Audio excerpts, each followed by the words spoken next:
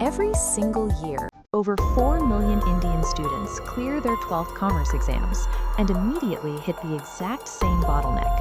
Almost overnight, you are bombarded by institutions promising massive salaries, guaranteed placements, and the perfect career track.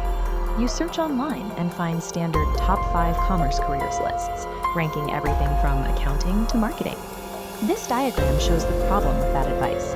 When you try to rank entirely different professions against each other, you get a stacked list that makes no mathematical sense. We need to cross those numbers out and look at these fields horizontally. There is no universal number one option. What works for a data-driven math prodigy will fail a creative writer. The real measure of a good choice is how well a career matches your specific aptitude and your personal tolerance for risk. Every path demands a specific sacrifice. The actual decision you have to make is figuring out which of those sacrifices you can tolerate. Every career choice is a direct trade-off between your time and your personal risk tolerance. Let's look at the first option, Path A. It requires serious academic endurance and a willingness to delay your paycheck. You will need to dedicate 4 to 5 years to intense, heavy, and often rote-based studying. You also have to pass high-pressure bottleneck exams, specifically the CA final or the CAT exam. If you clear them, you gain access to elite corporate networks, like the Big 4 accounting firms or the top IIMs. That access comes with a high earning ceiling. Starting salaries frequently range from 20 to 50 lakh rupees a year. But chasing that payout requires a massive trade-off in time. This visualization shows the exact risk involved. Out of the massive block of students taking the CA exams, the number drops to a 10 to 15% pass rate. If you fail these exams, you lose years of progress, while your peers are already out in the market earning money. The same structural logic applies to the MBA route. The lucrative MBA salaries are strictly gatekept by top-tier institutions. Getting an MBA from a mediocre college is often a very poor return on your investment. Path A makes sense if you are a high-risk grinder.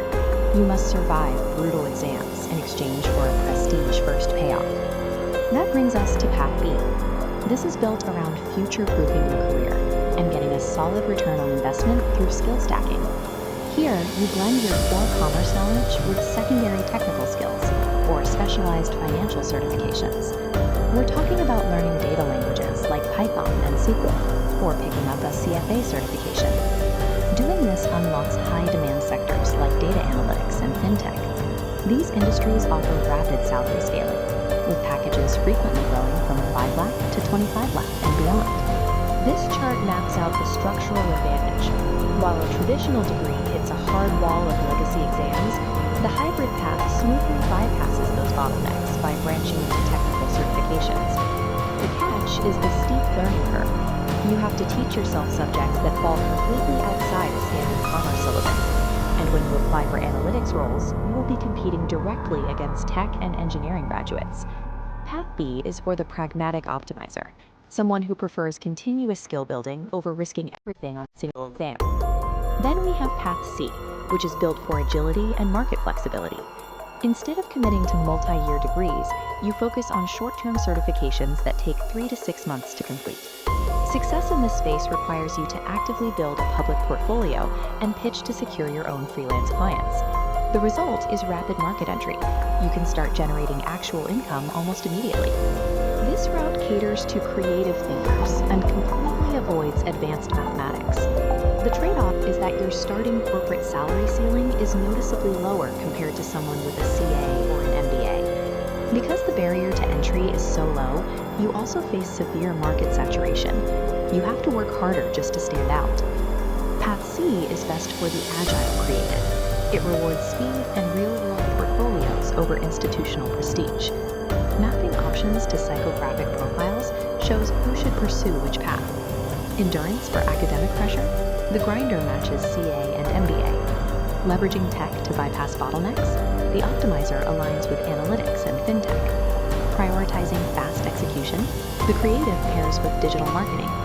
But choosing a path is only the baseline. Relying on just one standard degree makes you look exactly like the thousands of other students graduating alongside you. It turns you into a commodity. The solution is the T-shaped professional.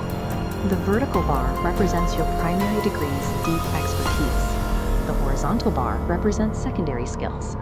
This requires sacrificing free time outside your syllabus. For example, pair a vertical BBA degree with a horizontal digital marketing certification.